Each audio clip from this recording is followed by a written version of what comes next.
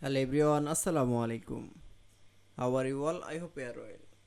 Welcome back to my channel in this new video.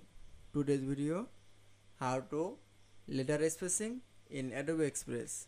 So get ready started. At first open your Adobe Express. In this video I will show letter spacing text in Adobe Express. Now select from a all text. Now going to the edit menu option, then click, then select from a more option. Now we select, then we show the letter spacing, line spacing and paragraph spacing. Now I select from paragraph spacing.